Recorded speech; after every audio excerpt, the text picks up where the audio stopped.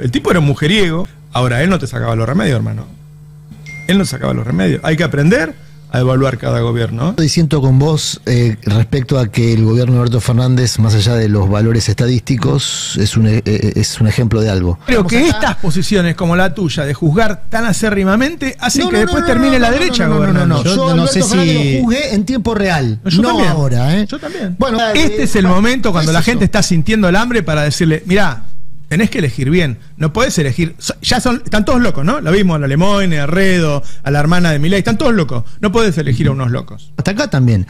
Alberto Fernández... Yo no lo elegí, el día que lo pusieron hay un tuit mío diciendo que estaban equivocados. Diciendo que estaban equivocados, yo no lo elegí.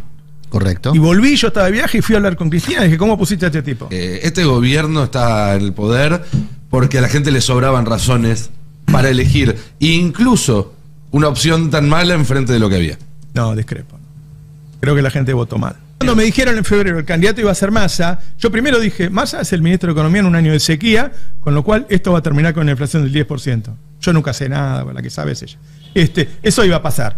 Pero además, deja que vote la gente, porque si hay una PASO, se llena de energía, defendés a tu candidato con todo, qué sé yo. Hubo una PASO. Puso una PASO trucha, en donde ella fue 5 veces a actos con Massa y ninguna con Grabois. Era trucha la PASO. Entonces estamos de acuerdo ahora, no de la gente, sino de la dirigencia. Todos ahora tendrían que salir. De la dirigencia. Tendrían que salir ahora todos a decir, nos equivocamos por el desastre que hicimos y vino este tipo. Ahora, echarle la culpa a una, me rompe las pelotas. La culpa la tuvo uno solo. Yo te voy a decir una cosa también, ¿no? Más allá de todo lo crítico que fuimos durante los 4 años en temas puntuales que hacía Alberto, más allá de todo esto que está pasando. El tipo era un mujeriego, lo de si golpeó a la mujer o no, por ahora no hay ninguna prueba. Sobre que llevaba minas a Olivos, sí. Ahora, él no te sacaba los remedios, hermano. Él no sacaba los remedios. Hay que aprender a evaluar cada gobierno. Él no te sacaba los remedios. Él no le sacaba los alimentos a los comedores. Él no le sacó los medicamentos a los que tienen cáncer. Él no le sacó los descuentos. Él bajó el desempleo del 11 al 5,5. Había obra pública. Digo, tenemos que mirar bien cada gobierno, porque buenos gobiernos como lo que nos gustaría, aparentemente no hay en el mundo. Entonces, por lo menos repensemos todo. Y yo no estoy candidateando a Alberto a nada. Digo que empecemos a ser un poco más rigurosos en nuestros análisis, porque nunca más puede suceder que un gobierno, que un presidente peronista se quede sin oficialismo. Y que todo el mundo, todo el tiempo, todos los políticos que están alrededor de él, todo lo que debería haber sido el oficialismo no lo fue. No lo fue. Era un gobierno sin oficialismo, con todo el mundo haciéndolo mierda. Bueno, acá tenés, esto es un presidente de derecha ahora. Y siempre va a haber un gobierno peronista, un gobierno de derecha, un gobierno peronista. Tengamos memoria, porque al fin y al cabo Macri ya lo había hecho esto. Había matado gente, a Nahuel lo mataron por la espalda. Estoy diciendo con vos respecto a que el gobierno de Alberto Fernández, más allá de los valores estadísticos, es un ejemplo de algo, justamente porque erosionó la representación. No, lo que erosionó es que se haya quedado. Si vos hubieran puesto en valor que el tipo tuvo una pandemia y fuimos, siendo uno de los países más endeudados, uno de los 15 que menos muertos tuvo, si hubieras puesto en valor que además de eso tuviste la guerra, tuviste la sequía y bajaste el desempleo al 4% y creciste 3 años, pero en vez de poner en valor se la pasaron matándolo. Ahora mismo, yo no lo defiendo, la verdad, pero yo sé que, a ver, si vos le preguntás a los principales políticos, a los gobernadores, a todos, le preguntás ¿por qué perdió las elecciones Alberto? Porque se quedó sin oficialismo, pero se quedó sin nadie que la lo política defienda. a ver, ¿la vara de medición de la política es solamente el resultado electoral? No, habría que haberle explicado a la gente que había límites y que no se le podía pedir que sea Chávez, porque no existen más Chávez. Lula no está gobernando como gobernaba el Lula anterior. Si Cristina gobernara, que no quiere, Lula desde la cárcel pedía déjenme ir a gobernar, Cristina no quiere, tampoco podría gobernar como gobernó la otra vez. Yo lo que estoy diciendo es que si la gente no hace un contraste, dice, mira, así gobierna la derecha, como gobernó Macri, como gobernó Milei, así gobierna el peronismo, aunque sea el peronismo más light, el socialdemócrata, como le quieran llamar, siempre es mejor que esto. El peor de los peronistas es mejor que el mejor de la derecha. Bueno, el peor de los peronistas, pongamos que Alberto puede calificar en esa categoría. Doy un ejemplo. Supongamos, hay mucha gente que lo pone en esa categoría. Incluso le quita la categoría de peronista a Alberto Fernández. Consideran que es de otro espacio político para no asumir la responsabilidad, digamos, de su gestión. Si hoy estamos discutiendo que el hijo puede ser un ministro de la Corte es porque el hijo siguió siendo juez durante el gobierno de Alberto Fernández. ¿Vos pensás que él tenía el poder para sacarlo de ese lugar? Bueno, entonces si un presidente no tiene poder para nada, lo que habría que explicitar es la farsa democrática. Es otra cosa lo que estamos discutiendo. Todos sabemos la cantidad de operadores que estuvieron. Estuvo Guado de Pedro, estuvo Mena, estuvieron un montón de operadores tratando de terminar con el lawfare. ¿Alguno pudo? ¿Alguna vez dije que la responsabilidad única y absoluta de Alberto Fernández? Ok. Debo ser... junto a muchos. Yo creo que estas posiciones como la tuya de juzgar tan acérrimamente hacen que después termine la derecha gobernando. Yo no sé si lo juzgué en tiempo real, no ahora. Yo también. Bueno, por eso. Entonces, Alberto Fernández erosionó. Este es el momento después de un año. Al igual que muchos de los integrantes de su gobierno de distintas facciones políticas. Y al igual lo que están haciendo ahora con las discusiones municipales respecto a la guitita del puerto de Dock Sud, la guitita de... Este es el momento cuando la gente está sintiendo el hambre para decirle, mirá, tenés que elegir bien, no podés elegir, están todos locos, ¿no? Lo vimos a la Lemoyne, a Redo, a la hermana de Milei, están todos locos. No podés elegir a unos locos. No podés elegir a unos locos. No podés. No se puede hacer eso. No se puede hacer. Por eso. Y si pensaban que Alberto Fernández no era el mejor, si pensaban que Alberto Fernández no era el mejor, no lo hubieran puesto. No lo hubieran puesto. ¿Para qué lo pusieron? A los 3 meses eran opositores. Yo digo que lo ideal es ir por una opción superadora, no por un mal menor. Bueno, estamos en el fondo del mar. Estamos diciendo a la gente, aprendan a votar, no voten cualquier cosa. Pero ¿sabes por qué es importante? Porque la lógica del mar menor es la que nos trajo hasta acá también. Alberto Fernández... Yo no lo elegí. El día que lo pusieron hay un tuit mío diciendo que estaban equivocados. Yo no lo elegí. Correcto. Y volví, yo estaba de viaje y fui a hablar con Cristina y dije, ¿cómo pusiste a este tipo? Roberto, tampoco ayuda que a los 3 meses de empezado a implementarse este ajuste salvaje, brutal, aparezca alguien como Rubinstein diciendo, bueno, esto es lo que íbamos a hacer nosotros. Obvio, claro. Pero quiero marcar una diferencia ahí con el tema de aprender o no a votar. Este gobierno está en el poder porque a la gente le sobraban razones para elegir incluso una opción tan mala enfrente de lo que había. No, discrepo. Creo que la gente votó mal. Yo creo que sobraban razones. Creo que el resultado fue horrible. Hablaba de la venta de niños, de la venta de órganos, de los chicos que entraban en ¿qué hicimos nosotros para que la gente prefiriera votar a alguien que hablaba de la venta de niños antes que al candidato del partido que supuestamente representa al pueblo? ¿Este gobierno es mejor o peor que el anterior? Muchísimo peor, infinitamente peor. Pero es un contrafáctico. Hay una cuestión material también concreta que para mí tiene que ver con lo que decía Murano, de erosionar la representatividad, donde vos llegaste muy golpeado en términos de los mismos jubilados de la mínima que estamos viendo ahora, llegaron muy golpeados. Entonces hay algo en el voto que uno busca, una esperanza, un proyecto transformador, y le vendieron un proyecto transformador que donde el ajuste lo iba a pagar la casta y lo están pagando efectivamente los jubilados. La realidad tiene... la realidad no existe, ¿no? Hay un relato de la realidad que se hizo. Ese relato del gobierno de Alberto era mucho peor que la realidad. Vos ibas a La Matanza, a un boliche donde iba la gente pobre a comer y estaba lleno. Ibas a los cines, estaban llenos. Ibas a la playa y estaba lleno. Quiere decir que la gente no estaba tan mal. Ahora, el relato todo el tiempo era que todo era catastrófico. Ese es el comportamiento hiperinflacionario que describe Álvarez Agis en sus papers últimamente. Pero Álvarez Agis tenía una solución en ese momento, cuando tuvimos la sequía más grande de los últimos 110 años, la hubiera dado si tenía relación con el gobierno. No, está bien, pero lo que vos describís es un comportamiento de consumo en contexto hiperinflacionario. No había hiperinflación, no había. Había un comportamiento hiperinflacionario, había. Esto es innegable. Bueno, es lo que dice Guillermo Dietrich padre, que los autos de más que se supone que vendió el año pasado en comparación con los que vendió este año son autos ilusorios, porque en realidad la gente se estaba sacando la plata de encima y la ponía en Hilux. Y ahora se la saca de encima para comer. Yo discrepo, yo no estoy de acuerdo con lo que está planteando Adrián. Con el sentido, ya lo hemos dicho muchas veces, pero veníamos de 10 años de caída de ingresos. O sea, los últimos 2 años de gobierno de Cristina, que yo reivindico como el momento en el cual se alcanzó el 50-50, ahí empezó el lawfare y por eso comenzó, digamos, lo he dicho muchas veces. Pero empezó la caída muy leve, en realidad dejó de subir el ingreso real. Desde que llegó Macri, bajó con Macri y siguió bajando con Alberto. Todos los ingresos y toda tu capacidad. ¿Funcionaba todo absolutamente mal? No, y funcionaba mucho mejor que ahora. Pero yo entiendo que hubo gente que buscó una tercera opción, sobre todo porque las otras 2 opciones es lo que dije hace un rato, Patricia Bullrich, que nunca llega por los votos, Y el otro era Sergio Massa. A ver, yo sé que el 200%. Yo sé que esto es provocador y por eso lo puse no había en otra Twitter opción. Para que se arme un debate y para que se arme una discusión. ¿Sí? ¿Te imaginas que hoy, si uno dice lo que conviene hoy en Argentina es hablar mal de Alberto? ¿Sí? Si uno va a decir lo que le conviene, como yo nunca digo lo que me conviene, tiro eso sobre la mesa para que lo discutan en sus casas. Bueno, por eso recojo tu información. Y uso un argumento de Roberto Navarro. Era claro, tenían que votar a Massa. Y si no... Digamos que no era el candidato más atractivo. ¿Al lado de este?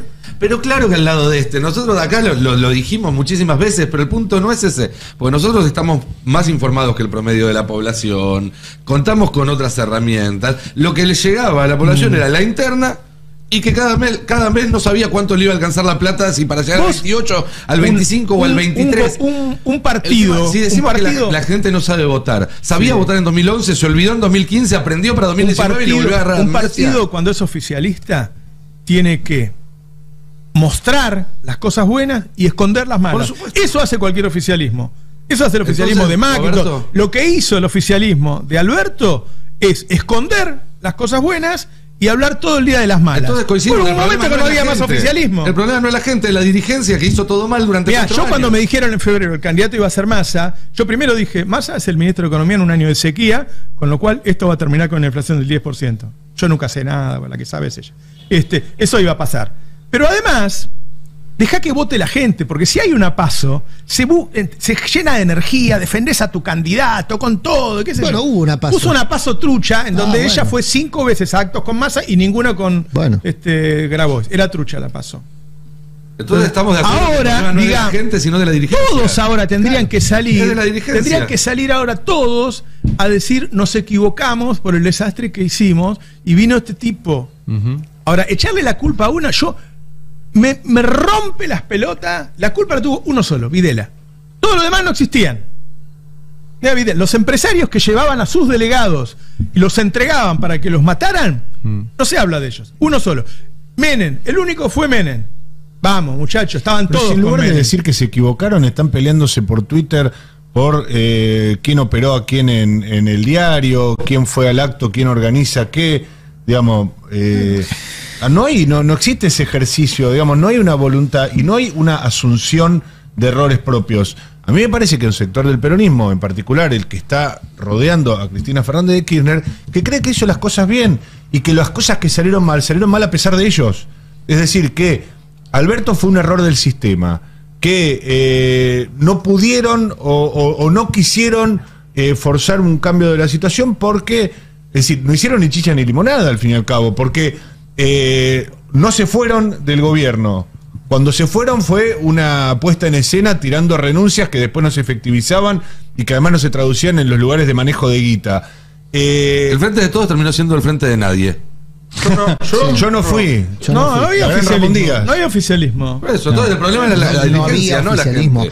La gente votó lo que pudo en una oferta de mierda. Y yo no sé, mira, en la ciudad de Buenos Aires, donde yo vivo, los que miden son Adorni, Lemoyne, Carrió, y vos querés que no lo juzgue. Vamos, no están viendo que mata gente, Bullrich, que es una fascista. Entonces son fascistas que quieren a un fascista.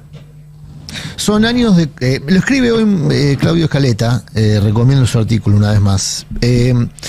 Durante años se convenció a un sector de la población que el conflicto social es un problema de tránsito. Claro. Y en eso hemos contribuido todos muchas veces, desde los medios de comunicación, anunciando los cortes por piquetes como si fuesen un problema de tránsito y no abordando la razón de esa interrupción del tránsito. Claro. Muchas veces, naturalizamos que el problema de una protesta era la interrupción del... Bueno, mucha gente asumió, muchas personas asumieron que efectivamente era un problema de tránsito. ¿Y qué es lo que vende Bullrich? La solución al problema de tránsito, no la solución al conflicto social. Y con éxito. Claro. Bueno, y con éxito. Por eso. Y ahora saca pecho diciendo que es exitosa. ¿Por qué? Porque efectivamente en el último trimestre, en el último cuatrimestre, no tuviste problemas de tránsito en la 9 de julio, que es un cuadrante minúsculo del territorio nacional, por cierto, pero que es el que tiene la amplificación de los medios. Yo no sé, la gente, a mí también me rompía las bolas cuando no me dejaban pasar, me ponía molesto, si querés, quedarme una hora ahí. Sí. Ahora, cuando yo veo que los chicos se mueren de hambre, a mí me da angustia, a mí me da una terrible... A mí me caga la vida, yo estoy siendo profundamente infeliz en este momento. ¿Sí? Y lo otro es una molestia que me olvido en 15 minutos. No, pero vos te olvidás. Pero con el machaque de los medios de que el problema del conflicto social es un problema de tránsito, se asume que el problema está resuelto cuando no hay una interrupción del tránsito. ¿Qué aspiro yo? Y por eso no me resigno al mal menor. Y la autocomplacencia en la evaluación de lo que pasó implica el riesgo de volver a la lógica del mal menor. Por eso no me resigno a la lógica del mal menor y quiero una opción superadora. Porque no me resigno a pensar que la solución del conflicto social se resuelve expulsando a los que protestan de la calle. Yo lo que quiero es un gobierno que asuma la responsabilidad de resolver el problema social. Y eso se va a hacer con una transferencia de ingreso progresiva y no regresiva. Se va a hacer tomando decisiones que afecten. Pero ¿y alguien pensaba que Alberto iba a hacer eso? A mí Alberto Fernández de su vida privada podía hacer lo que quisiera, salvo que viole la ley, cosa que hizo además. Además, violó su propia ley. Además de todo. ¿Alguien pensaba que Alberto iba a hacer la revolución? No. ¿Que Alberto iba a hacer todo eso? Por eso desde el día 1 advertimos, los pocos que advertimos, y nos putearon de una manera. Entonces, yo tengo, bajo ese tuit donde yo estoy en contra de Alberto ese día, tengo 1000 comentarios. Correcto. Los 1000 son entre puteada y sos un boludo que no entendés la vida. Entonces, y nosotros la tenemos re clara porque sabemos lo que dice la reina. Puteado. Lo que digo es, no volvamos a la lógica de la autocomplacencia, que la lógica de la autocomplacencia implica responsabilidad pura y exclusivamente a Alberto Fernández. ¿Ustedes creen que la operación de los últimos días sobre Alberto Fernández es obra pura y exclusivamente de los servicios de Milei? Vamos, amigos. Los servicios de inteligencia están intervenidos por sectores del radicalismo, del peronismo. Milei recién está llegando ahí. Y a duras penas tendrá 1 o 2 que le responden. Ese dispositivo, yo creo que es el que está operativo en todas las internas que estamos viendo, así lo abierto. Misma gente que es responsable fuertemente de los problemas que tuvo el gobierno anterior, hoy no está saliendo a defender a la gente. No se está haciendo cargo del problema que generó. ¿Sí? Hubo 3 dirigentes muy importantes que fueron Alberto, Cristina y Massa, que tuvieron enorme influencia en todo lo que pasó, no solo en elegirlo a Alberto. Porque se disputaron muchas cosas en cada momento y algunas ganaba uno, otros ganaban otro. Se cambiaron la mayoría de los ministros por orden de Cristina, como se le cambiaron los ministros a Axel Kicillof. No están defendiendo a la gente. Voy a ser más explícito en lo que estaba diciendo para que ver si se entiende el concepto. Alberto Fernández está siendo operado por la verdad, muy probablemente. Ahora está siendo operado por el mismo dispositivo que puso Alberto Fernández al frente del gobierno. ¿Con qué objetivo? Despegarse. Claro.